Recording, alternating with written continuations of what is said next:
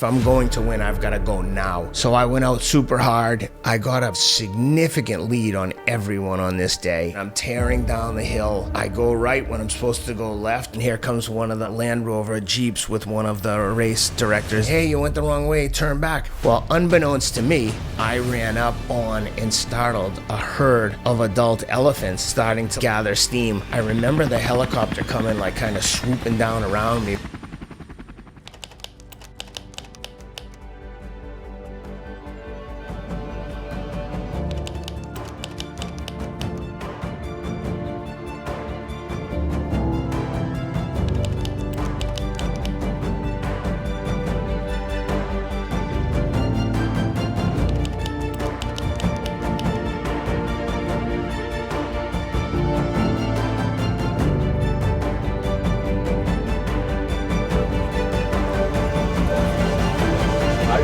How did you get to this race, and what's your goal at the race? Yeah, the goal for the Kenya race is, like all races I do, to win. I guess the secondary mission here is I find these events always to be a little spiritual. It's good for me to spend some time alone without distractions of social media, work, children. We all need time by ourselves to check in and make sure we're, living the life we want to live. And that's always a good time for me to, get grounded. When you do these types of events, your brain is always offering you the opportunity to take it easy, take the easy way out. But to get the most out of yourself, you have to constantly wrestle with that emotional temptation to shut it down, take it easy. Self-preservation is a strong emotion. So finding the mental toughness to constantly push through, it's there every second of the entire event. Am I going too hard? Am I not going hard enough? But that's why we do it. See what we can learn. Remind yourself who you are, mentally, physically. Obviously, Ken has a different mindset than most people. most people. Yeah. Do you have any story that you maybe haven't shared yet? Well, this one's gonna make me cry. We always knew we were gonna adopt. I wanted to have 5 kids. And we talked about it on our first date. He just casually said, how many kids do you want? I said, I want 5. He was like, me too, or I want a ton. And so once we got married, we started to try to adopt and try to biologically have as well.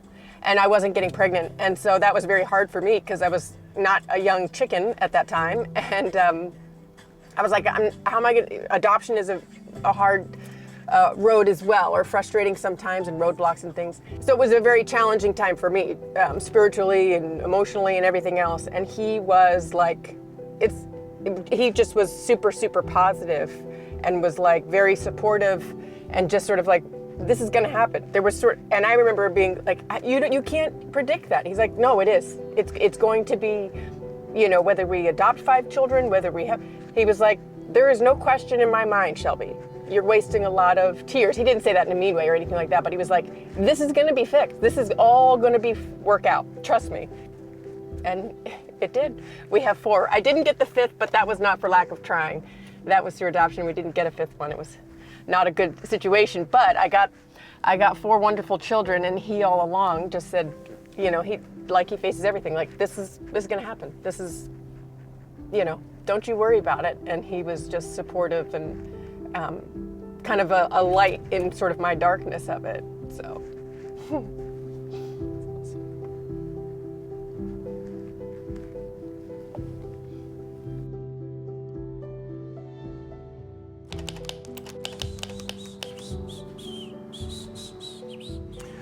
All right, post-run routine, same thing every day, same thing, never changes. 2 scoops of Momentous Recovery. I take 1 scoop of glutamine for joint health, and then I put every day at a minimum 5 grams of creatine.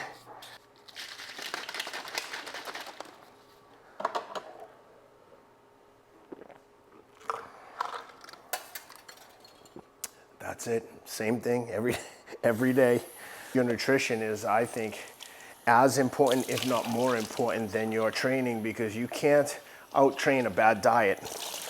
And if you're eating a bad diet, even if you're training as hard as you like, if you're not eating a balanced, healthy diet, it's going to be detrimental to your, certainly to your fitness and probably to your overall health and wellness.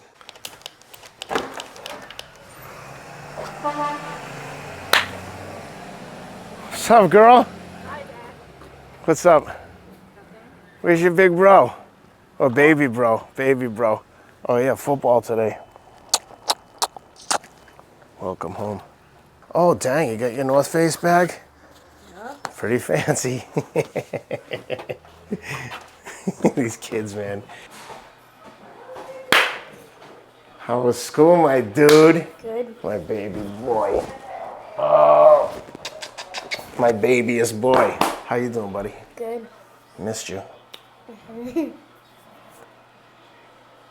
Let's see if you get your punches right. 1, 2. Jab, get out. Boom. Jab and get out. Boom. That's what I'm talking about. Soccer all day. Cammy, nice hands. Good job, dude.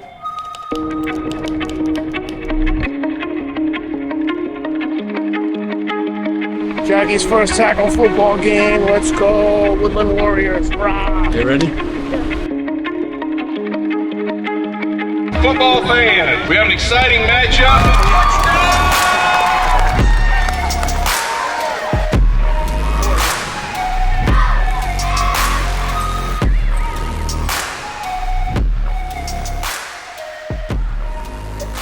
I want to have you stay and collect Jackie and then tell him to get in the car and then meet us right up there. You wait for Jack and find him and tell him, come on, Jack. Ready? Let's go.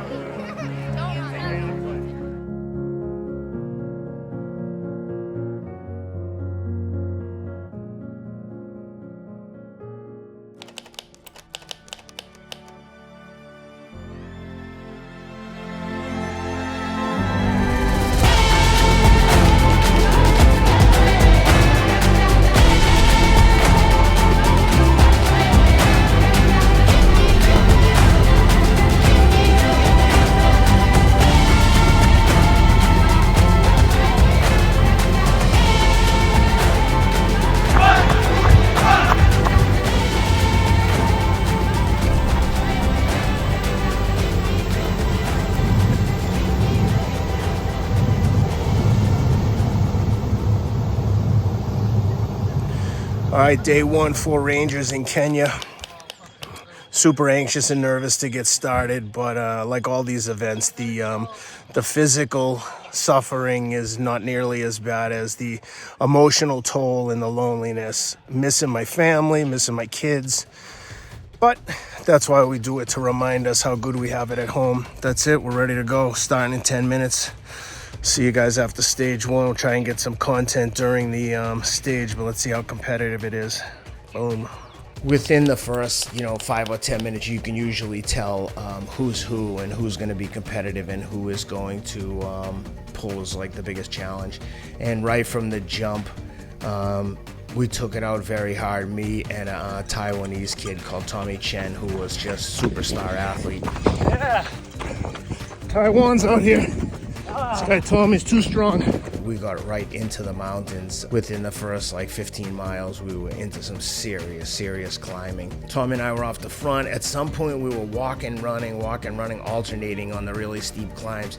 And at some point, I had to walk and he just kept running. And I was like, damn, this is gonna be a long week. So Tommy got away from me, and then I just tried to stay steady, walking and running. And at some point, maybe with a couple of miles to go, I ran past, every few hundred meters there were rangers stationed, and I ran past 2 rangers standing there. For hours, I couldn't see anybody behind me. So I was like, oh, I'm comfortably in second. No one else is gonna even be close. And at some point, one of the rangers said, hey, here comes your friend. And I looked way off in the distance and I could see the Russian kid slowly coming back on me, which was crazy because the size of the gap that I had on him, I didn't think I'd ever see him again. So I like had to put the hammer down and hold on to that lead, and finished in second on the first day with maybe like 5-6 minute lead on second, but 2 or 3 minutes down on first. You know, I'm still thinking like, okay, I can make up some time. I traditionally don't do well on the first day. Second day, same exact thing. Tommy and I got way off the front, could not see them behind us. Like, I mean, couldn't see them. Sure enough, 5 or 10 miles to go, I turn back and here comes the Russian kid again. And I'm like, damn,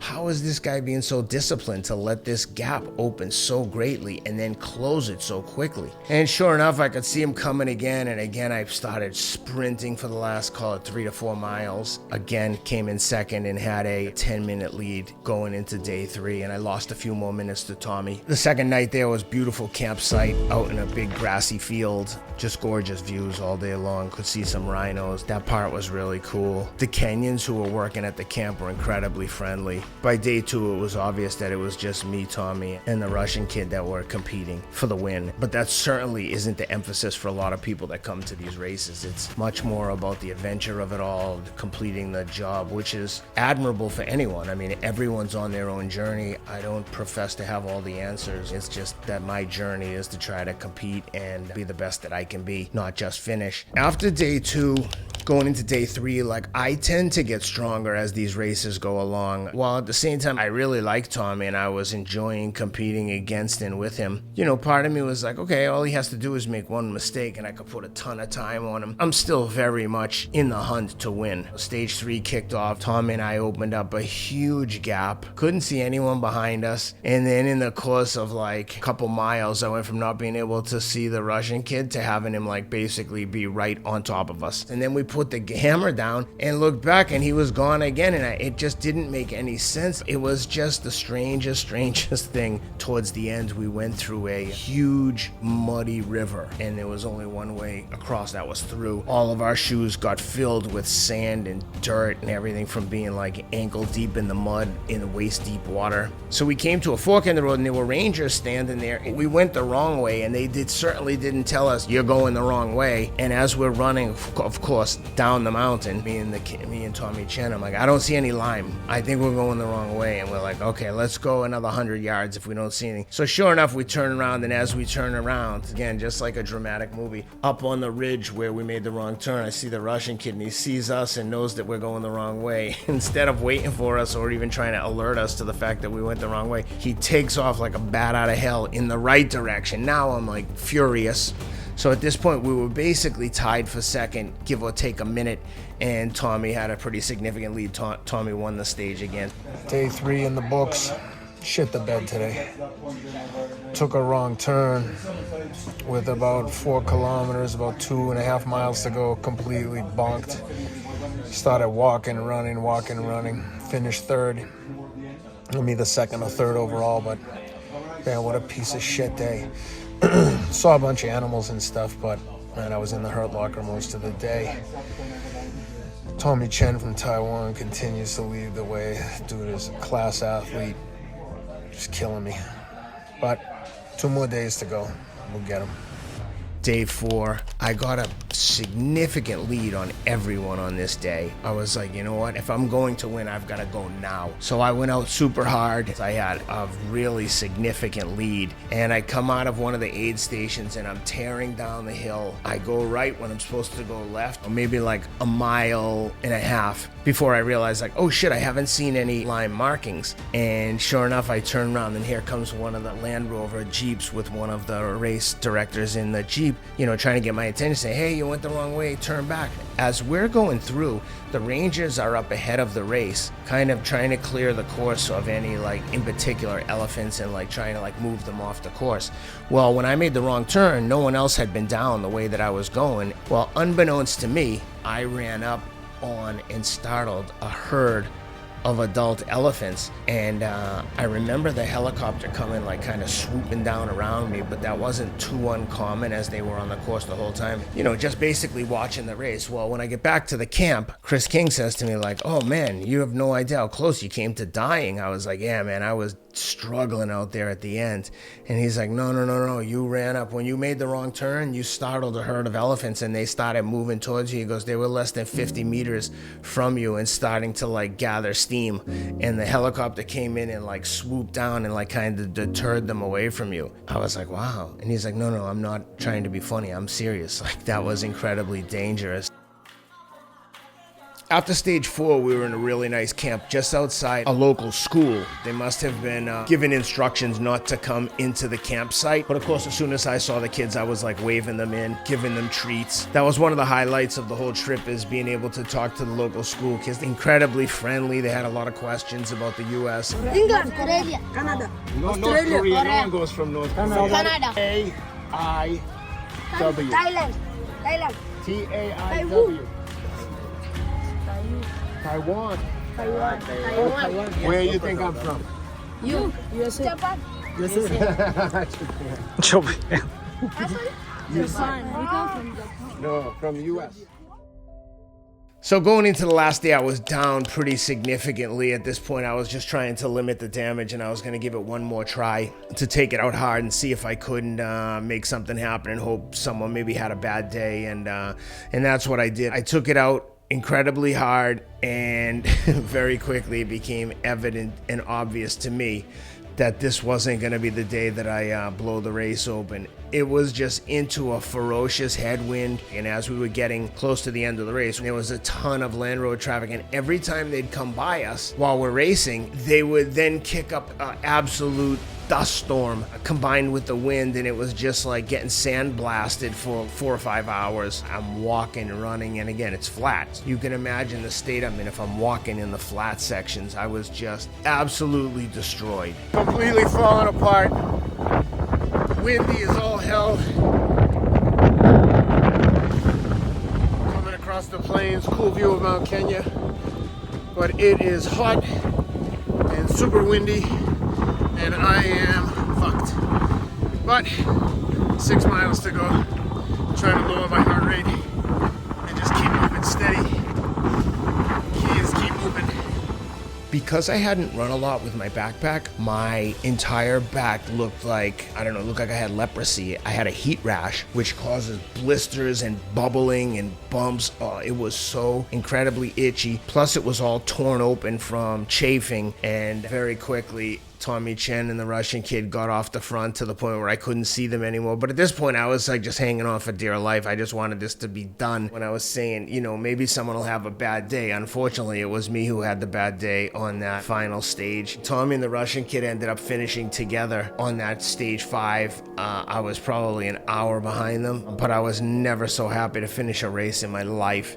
At the finish, they had a tent set up to look like a bar in the middle of the African bush. It was really cool. And they had a buffet of food. There were some people that were extremely emotional finishing the challenge, which I can understand. It was, for a lot of people, this was an epic challenge just to finish. It was fun watching people accomplish all their goals. And that's a big part of the adventure of these races, is just to see the different perspectives here. But just as much as the competition for me, doing these kind of adventures and laying in that tent at night really puts my life into perspective and makes me appreciate the things that I have at home, because I really don't like sleeping in tents. I prefer to sleep in a posh hotel. I really don't like it. I don't like camping. I don't like roughing it. But it's important that you can do those things when you have to. You don't have to like hard work, but you should be able to do hard work. And it really puts a lot of things in perspective when you don't have anything other than what's in your bag, and everyone's stripped down to the bare essentials, and we're all reduced to like